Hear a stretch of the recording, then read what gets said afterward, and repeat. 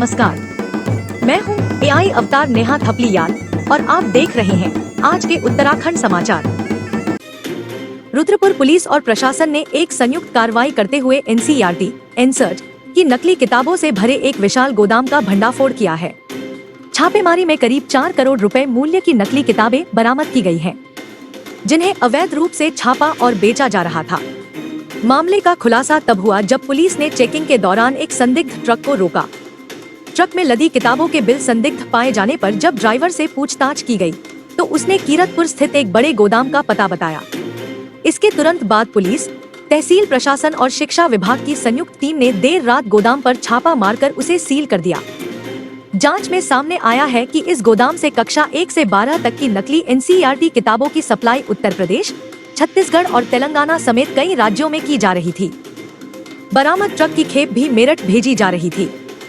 अधिकारियों के अनुसार किताबों की छपाई और कागज की गुणवत्ता प्रथम दृष्टया मानक के अनुरूप नहीं पाई गई है, जिससे इनके नकली होने का पुख्ता संदेह है। मुख्य शिक्षा अधिकारी हरेंद्र कुमार मिश्रा ने बताया कि मामले की गंभीरता को देखते हुए NCERT मुख्यालय की विशेषज्ञ टीम ने किताबों की वैज्ञानिक जांच की, जिसमें किताबें नकली होने का अंदेशा जताया जा रहा है।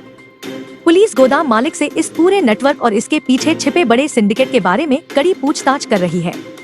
इस अवैध छपाई के पीछे मुख्य प्रेस कहां स्थित है और इसके तार किन किन बड़े शहरों से जुड़े हैं, इसका पता लगाया जा रहा है। NCERT की टीम द्वारा भी सैंपल लिए गए हैं और सैंपल जो उन्होंने चेक किए हैं तो प्रथम दृष्टया उनके द्वारा भी ये जानकारी हम लोगों को दी गई है कि ये किताबें फर्जी हैं। अब इनको हम फिर FSL भेजेंगे। तो फिलहाल अभी NCERT की टीम ने इसको चेक कर लिया है और करीब 9.5-10 लाख के करीब बुक्स हैं ये। इनकी लगभग अनुमानित लागत करीब 8 से 10 करोड़ रुपए है। इनके संबंध में NCERT की टीम ये सब कार्रवाई करने के पश्चात इसमें अभियोग पंजीकृत करवाएगी। उसके बाद फिर वैधानिक कार्रवाई की जाएगी। लेकिन यदि कोई अभिभावक हमारे पास तहरीर लेके आता है कि हमें नकली किताब दी गई है और फला बुक सेलर दी गई है, तो उसके विरुद्ध भी हम वैधानिक कार्रवाई करेंगे। जो सुसंगत धाराएं होंगी, जो वैधानिक प्रक्रिया होगी, उसके अकॉर्डिंग उसके खिलाफ हम कार्रवाई करेंगे। मुख्यमंत्री पुष्कर सिंह धामी ने सोमवार को मुख्यमंत्री कैंप कार्यालय स्थित मुख्य सेवक सदन में शहरी विकास विभाग के अंतर्गत चयनित 63 सफाई निरीक्षकों को नियुक्ति पत्र प्रदान किए। मुख्यमंत्री ने कार्यक्रम के दौरान कूड़ा निस्तारण वाहनों को हरी झंडी दिखाकर रवाना भी किया। इस अवसर पर मुख्यमंत्री धामी ने लोक सेवा आयोग के माध्यम से चयनित सभी सफाई निरीक्षकों को शुभकामनाएं दी। उन्होंने कहा कि आज आपके जीवन में एक नई जिम्मेदारी की शुरुआत हो रही है। कहा कि स्थानीय निकाय हमारे शहरों के समग्र विकास के सबसे मजबूत स्तंभ हैं। सफाई निरीक्षक इसकी नींव के पत्थर हैं। प्रदेश में नगर निकायों की प्रशासनिक और तकनीकी क्षमता को लगातार सुदृढ़ किया जा रहा है। इस अवसर पर सचिव शहरी विकास नितेश झा, निदेशक शहरी विकास विनोद गिरी गोस्वामी एवं संबंधित अधिकारी उपस्थित थे। हरिद्वार में अवैध हथियार बनाने की फैक्ट्री पकड़ी गई है। कोतवाली गंगनहर पुलिस ने छापा मारकर बड़ी संख्या में अवैध तमंचे, अगबनी पिस्टल व राइफल सहित भारी मात्रा में हथियार बनाने के उपकरण बरामद किए हैं। SSP हरिद्वार नवनीत सिंह ने बताया कि प्रभारी निरीक्षक मणि भूषण श्रीवास्तव के नेतृत्व में सुनहरा सलेमपुर रोड स्थित JPS टोटल सॉल्यूशन वर्कशॉप में छापा मारा गया, जहां पर अवैध असलहा बनाया जा रहा था। पुलिस ने तत्परता दिखाते हुए आरोपी जावेद निवासी शक्ति मोहल्ला रुड़की को हिरासत में लिया। पूछताछ में आरोपी ने बताया कि उसका पुश्तैनी काम मशीन वर्क का है। इसी का फायदा उठाते हुए वह अपनी वर्कशॉप में मशीनों के माध्यम से डाई बनाने की आड़ में अवैध तमंचे व पिस्टल तैयार कर रहा था। पुलिस ने वर्कशॉप से 6 अवैध तमंचे, 1 अधबनी पिस्टल, 1 अधबनी .22 बोर राइफल, 9 जिंदा कारतूस और 41 खोखा कारतूस सहित हथियार बनाने का सामान जब्त किया है। आरोपी के खिलाफ कार्रवाई करते हुए उसे जेल भेज दिया गया है। ये मुखबिर से सूचना मिली थी पुलिस को, गंगनहर पुलिस को, और जब यहाँ पे रेड की गई तो ये सुनहरा रोड पे JPS टोटल सॉल्यूशंस लिमिटेड करके एक वर्कशॉप है, उस पे दबिश दी गई।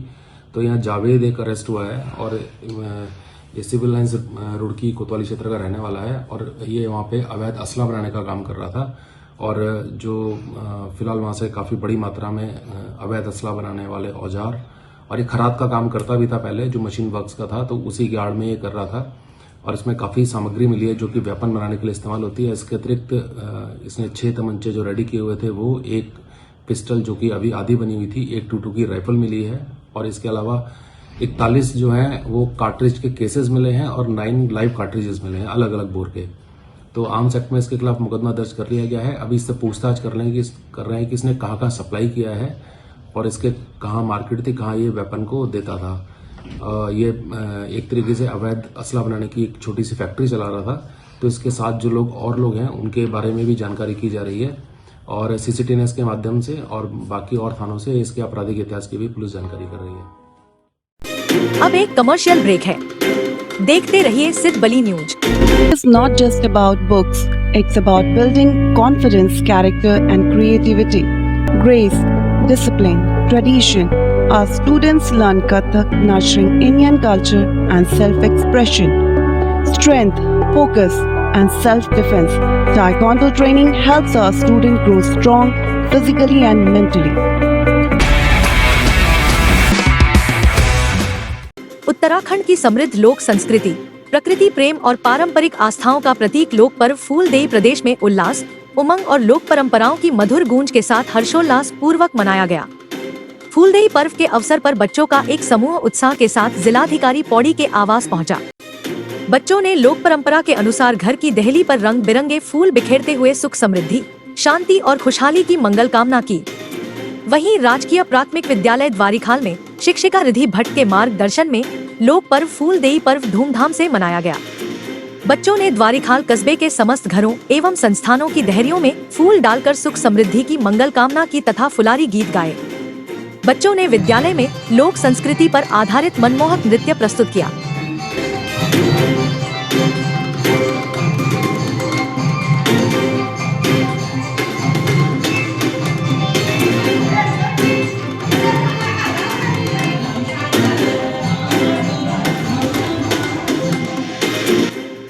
कोटद्वार में महिला के साथ धोखाधड़ी कर 6 लाख रुपए लूटने और जान से मारने की धमकी देने वाला फरार 2,500 रुपए का इनामी अपराधी पुलिस के हत्थे चढ़ गया।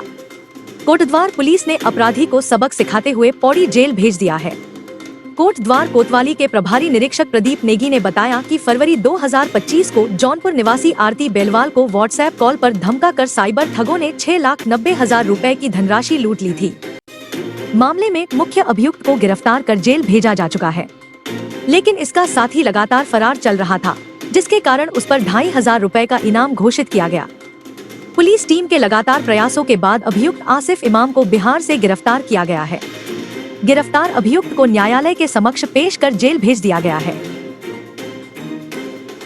विधानसभा अध्यक्ष उत्तराखंड ऋतु खंडूरी भूषण ने शैलवाणी रजत जयंती सम्मान समारोह में बतौर मुख्य अतिथि प्रतिभाग किया। इस अवसर पर उन्होंने सम्मानित होने वाले लोगों के साथ शैलवाणी, मैं हूँ हिमालय और मालिनी के तट पर पुस्तकों का विमोचन किया। इसके बाद विधानसभा अध्यक्ष ने विभिन्न क्षेत्रों में उल्लेखनीय योगदान के लिए 5 मनीषियों को सम्मानित किया। उन्होंने डॉक्टर नंद किशोर ढोंडियाल को शैलवाणी साहित्य सम्मान से सम्मानित किया।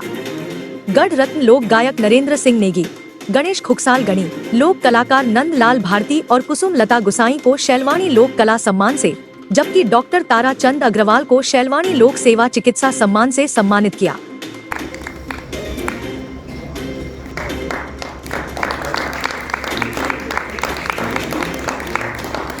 सम्मान किया जाना है डॉक्टर आपको लोक सेवा चिकित्सा सम्मान से। इस अवसर पर अपने संबोधन में ऋतु खंडूरी भूषण ने कहा कि पुस्तकें ज्ञान, विचार और संस्कारों का सबसे सशक्त माध्यम है। पढ़ने की आदत व्यक्ति के व्यक्तित्व को समृद्ध बनाती है और समाज को जागरूक करने में महत्वपूर्ण भूमिका निभाती है। शैलवाणी पत्रिका का 25वां संस्करण 26वां संस्करण 25 साल पूरे हो गए हैं।